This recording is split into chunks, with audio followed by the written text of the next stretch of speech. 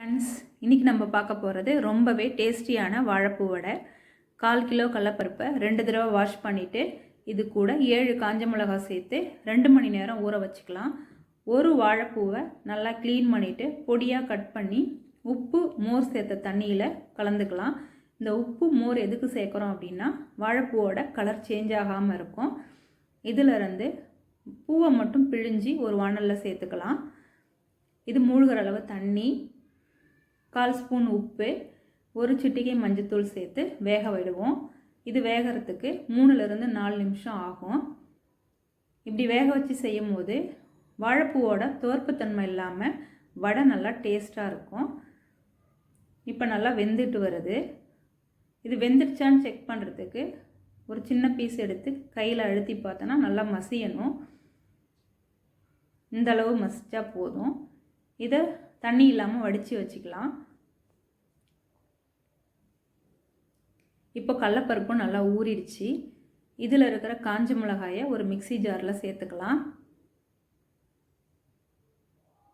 இது கூட 1 ஸ்பூன் சோம்பு, 1 துண்டு இஞ்சி, 7 சின்னப்பல் பூண்டு, 1/2 ஸ்பூன் உப்பு சேர்த்து கொரகொரப்பாக அரைச்சிட்டு வந்துடலாம். இது கூட ஊற வச்ச கடலப்பருப்பையும் சேர்த்து கொரகொரப்பாக அரைச்சிக்கலாம். இந்த அளவு கொரகொரப்பாக இருந்தால் போதும், நைஸாக இருக்கக்கூடாது. இது கூட கருவேப்பிலை, வடித்து வச்ச வாழைப்பூ இந்த அளவு உதிரி உதிரியாக இருக்கணும். கட் பண்ணி வச்ச ஆனியன் சேர்த்துக்கோங்க. உப்பு நம்ம வாழைப்பூலையும் சேர்த்துருக்கோம், வடை மாவுலையும் சேர்த்துருக்கோம். இதை கரெக்டாக பார்த்துக்கோங்க. உப்பு அளவு அதிகமாக போயிடுச்சுன்னா வடை நல்லா இருக்காது. இப்போ ஒரு வாணலில் எண்ணெயை காய வச்சுக்கலாம். எண்ணெய் காஞ்சிடுச்சு. இப்போ வடையை தட்டி போட்டுடலாம்.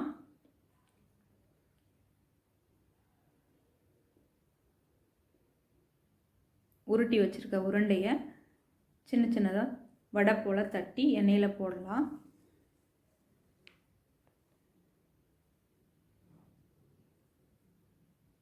இப்போ வடை நல்லா வெந்துட்டு வருது.